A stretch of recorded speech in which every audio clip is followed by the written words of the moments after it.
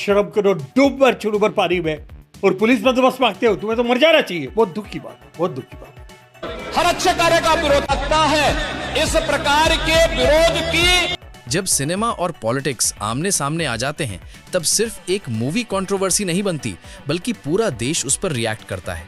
और आज का ये मामला भी कुछ ऐसा ही है, जहां प्रभास की अपकमिंग मूवी राजा साहब का नाम, उत्तर प्रदेश के चीफ मिनिस्टर योगी आदित्यनाथ का चेहरा और बॉलीवुड के मशहूर थिएटर ओनर मनोज देसाई का गुस्सा एक ही फ्रेम में दिख रहा है। और इस थंबनेल को देखकर हर व्यूअर के दिमाग में एक ही सवाल पैदा होता है कि आखिर ऐसा क्या हुआ जो योगी आदित्यनाथ जैसे पावरफुल नेता को माफी मांगनी पड़ी। और फिर भी मनोज देसाई खुलेआम कह रहे हैं कि लोग नहीं छोड़ेंगे। ये सिर्फ एक स्टेटमेंट नहीं है, बल्कि इसके पीछे एक पूरी कहानी छुपी हुई है, जिसमें राजा साहब मूवी को लेकर उठता हुआ बवाल, पॉलिटिकल प्रेशर के इल्जाम और सिनेमा हॉल्स के फ्यूचर का सवाल एक साथ जुड़ जाता है। और सबसे बड़ी बात यह है कि इस पूरे मामले में प्रभास का नाम सिर्फ एक एक्टर के तौर पर नहीं, बल्कि एक सिंबल के तौर पर यूज हो रहा है। अब सवाल यह है कि क्या राजा साहब मूवी सिर्फ एंटरटेनमेंट के लिए बन रही है, या फिर इसके नाम पर कोई बड़ा पॉलिटिकल और बिजनेस गेम खेला जा रहा है। क्या योगी आदित्यनाथ की माफी सच में इस कंट्रोवर्सी को खत्म कर देगी, या फिर मनोज देसाई की बात सच साबित होगी कि ये मामला यहीं रुकने वाला नहीं है।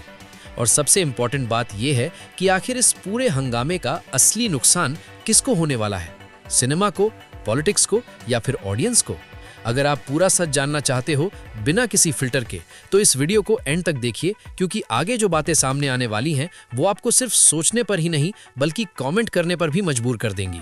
इस पूरी कंट्रोवर्सी को समझने के लिए सबसे पहले हमें ये देखना होगा कि राजा साहब मूवी आखिर इतनी सेंसिटिव कैसे बन गई। क्योंकि नॉर्मली प्रभास जैसे सुपरस्टार की फिल्म का मतलब होता है सिर्फ एंटरटेनमेंट, बॉक्स ऑफिस और फैंस का एक्साइटमेंट। लेकिन जैसे ही इस मूवी का नाम मनोज देसाई और योगी आदित्यनाथ के बीच के स्टेटमेंट के साथ जोड़ा गया, मामला सिर्फ सिनेमा से निकलकर पॉलिटिक्स और पब्लिक सेंटिमेंट तक पहुंच गया। मनोज देसाई, जो खुद बॉलीवुड के सबसे बड़े और पुराने थिएटर ओनर्स में से एक माने जाते हैं, जब ये कहते हैं कि लोग नहीं छोड़ेंगे, तो इसका मतलब सिर्फ उनका पर्सनल गुस्सा नहीं होता, बल्कि वो ऑडियंस के उस मूड को रिप्रेजेंट कर रहे होते हैं जो आज सोशल मीडिया के दौर में किसी भी बात को भूलने के लिए तैयार नहीं होती। यहीं से सवाल उठता है कि क्या ये कंट्रोवर्सी सच में पब्लिक की भावनाओं से जुड़ी हुई है, या फिर इसके पीछे कोई और एजेंडा काम कर रहा है। अब यहाँ पर योगी आदित्यनाथ का एंगल और ज्यादा सीरियस हो जाता है, क्योंकि जब देश का एक पावरफुल चीफ मिनिस्टर किसी कंट्रोवर्सी पर माफी जैसा शब्द यूज करता है, तो वो नॉर्मली छोटी बात नहीं होती। और इसी वजह से लोग ये सोचने पर मजबूर हो जाते हैं कि क्या प्रेशर पब्लिक का था, क्या प्रेशर इंडस्ट्री का था, या फिर प्रेशर पॉलिटिक्स और बिजनेस के बीच के किसी अनसीन क्लैश का था।